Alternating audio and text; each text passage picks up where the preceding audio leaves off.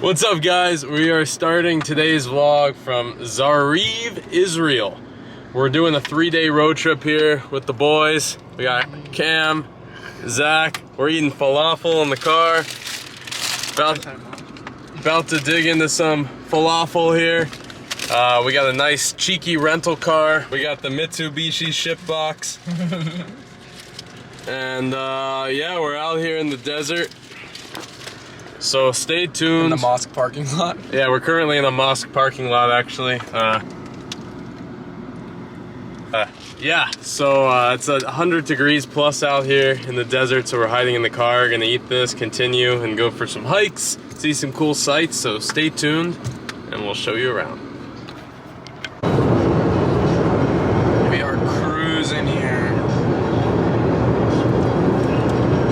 towards Tiberias. Here we go. For what? We're coming up on a bit of a wildfire here. The summers in Israel tend to be tough for wildfire season, similar to Colorado. As you can see, it's pretty dry out here right now, but we'll keep going up into the mountains and hopefully it cools off a little bit. What do you guys say, Cam? I'm gonna say it's hot, it's dry, but We're gonna get sticky. We're gonna get sticky. We're living. We're living. Alright guys, we made it to our Airbnb for the night. We're gonna go on a hike in a bit, but I wanted to show you something real quick.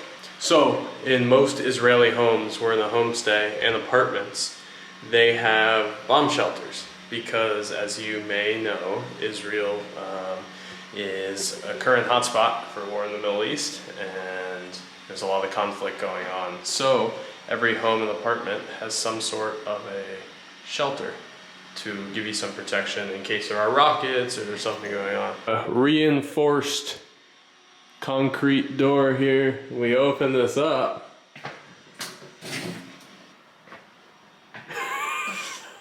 This is what you find inside every bomb shelter. And here's the window for you to look at it. It's reinforced. So yeah, this is a bomb shelter in an Israeli home. Stay tuned for more content. So we are going to go see the second tallest waterfall in Israel. Not the first today, but the second, at about 40 meters high. So about 120-ish feet or so. And we are in the north of Israel in the Golan Heights right now, which is on the border with Syria. So, we are all the way at the very top of Israel. And there's apparently, we're in the desert, but there's apparently a lot of fresh water out here. So, let's continue.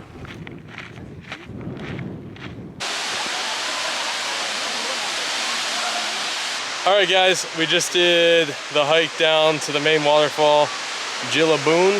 Yeah. Jilabun. Check out this waterfall. We got Zach over here cheesing for the camera, but it was pretty steep, surprisingly. Us Colorado boys out here don't have any problem, but it's gorgeous. I mean, we're in the middle of the desert, and who would have thought there'd be a waterfall? There's a few other people out here, but just happy to be here. So let's go down to the waterfall, and we'll see you at the bottom. Alright guys, we made it to the base of the waterfall. It was a little treacherous. We got Zach, the photographer. Fresco Mundo behind the scenes, bro. We're filming the behind the scenes, but we'll show you on the way up. It was freaking crazy. I almost fell multiple times, but it was worth it. Second tallest waterfall in Israel. Highly recommend it. I'll show you the hike on the way up. It's crazy. We're in like a forest here in the middle of the desert with all this vegetation. Who would have thought? Anyway, talk to you soon.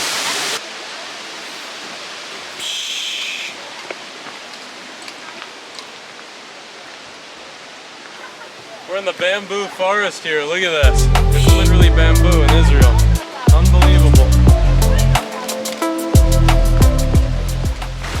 Woo! This is slick. Oh yeah.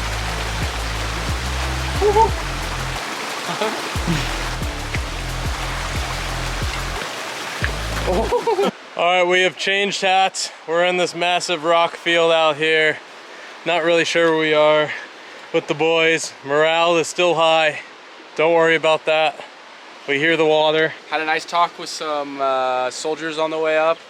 trying to explain to them that we're only 21 and we already graduated college. Yeah, so in Israel, when you're 18, you have to go to mandatory army service for about 3 years.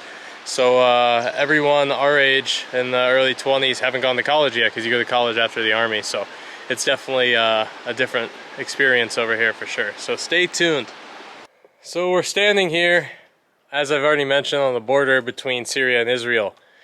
In 1948, Israel captured this area from Syria at the Golan Heights. And as you can see behind me, the boys are standing in. This building is riddled with bullet holes. There was a big war in 1948. Israel ultimately prevailed and took over the Golan Heights where we're standing right now. But it was a fierce battle and there's still remnants of the war and the border's still a little bit contested today.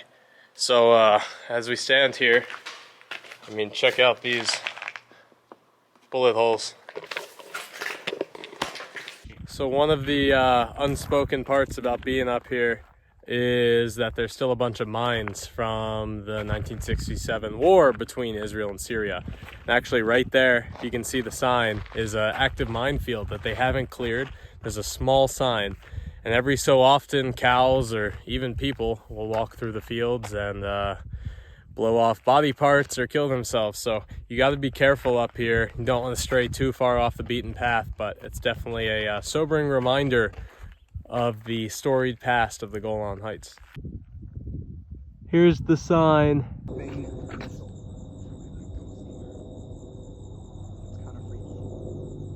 Alright guys, we ordered a shawarma here. Check out this sandwich. They slice the meat off. It's awesome. 35 shekel. So, I don't know, like $12 maybe. Big sandwich here. It looks awesome. And you get to pick your topping. Soda. You got the salads, you got the french fries. And we're going to enjoy it here. So, let's tuck in.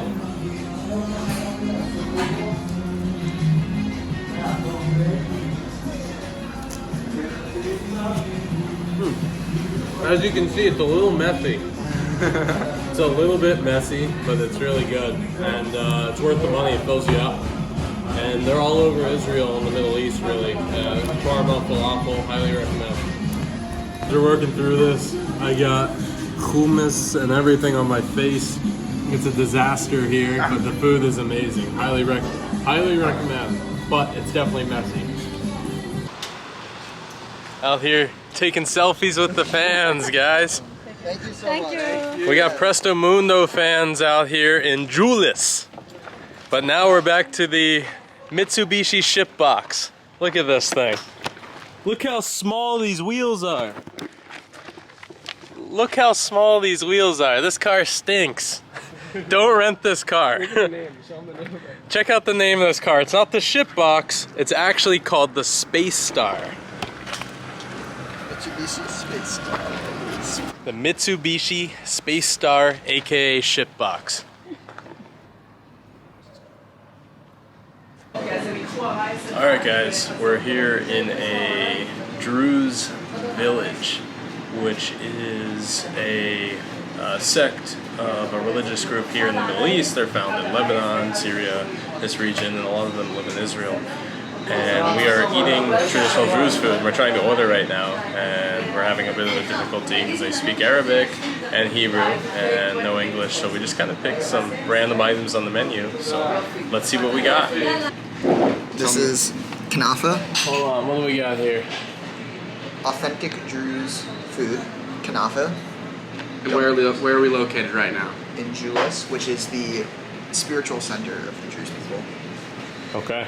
I don't really know what's in this, but it looks good. Looks good. And It took us 10 minutes through 2 different translators to figure out what we're gonna get. Uh-oh. I don't think he likes it. No, it's good. What does it taste like? It's good. It's like a sweet. It's a treat. It's a pastry. Oh. Yeah. Up next. That's actually really good. It's like baklava. What we got? Delicious. Alright, so we got some food here. My order got lost in the kitchen, but that's okay. And lost in translation, but we got enough food here. Check out what we got. You get all that, Cam, and I get this. We got some chicken. Zach's eating some chicken. Look at that guy. Fries, little olive, little sauce. Some beef, lamb situation over here. Salad. So yeah, we're gonna eat some food here, and I'll talk to you guys soon. Alright, so this is basically like a pita with some meat in it that was then put into the oven. So it's like a baked panini almost, covered in tahini, and we're gonna give it a try here. Cheers. Delicious. It's solid. Would Really recommend. If you're ever in Julius, go to Newark. I'd recommend coming here, guys. We cleaned up pretty good, so even though the order didn't go as planned, it turned out pretty well. And Julius. Israel. These guys are so nice at this restaurant they gave us. Coffee, cookies, kanafa. Look at it. Look how happy he is. Kanafa. Look how happy. You guys gotta come here. This place is fire. Leave a good review. Alright guys, we had a great experience here at Nor. Oh. Yeah. Thank you. Alright guys, we're here at a traditional, semi-traditional Israeli restaurant here. Sitting in front of a pile of pita. Check out this food. So you pay a little bit and you get all of these appetizers. Here with the squad, you get all these appetizers. So you get the falafel, we got the pita, we got the hummus. Anyway, we're gonna enjoy this. Stay tuned for more. Alright guys, check out this plate. We destroyed the appetizers. We got chicken skewers. Look at that. Looks amazing. Anyway, we got some, what do you call this again? Yeah, vegeta. So now, this is the proper way to do this with the skewer. Beautiful. Yofi. Alright, now we're gonna enjoy it. Alright guys, I'm at the airport in Israel, about to leave and head to the next destination. But I have to say, overall, had a great trip here. Amazing time. Israel's a really special place. There's a lot of history here, the culture, and the food, of course, is incredible, as you saw. But there's a lot of conflict going on and a lot of issues at the same time. But hopefully those get resolved soon. In terms of safety, I felt safe the whole time I was here. Even with some rockets being launched to the north of the country while I was here, but you know, those things have been happening, but hopefully they'll stop soon. Anyway, I'd highly recommend coming to Israel and seeing it. But for now, on to the next destination, so stay tuned. As always, it's Presto Mundo, para el mundo.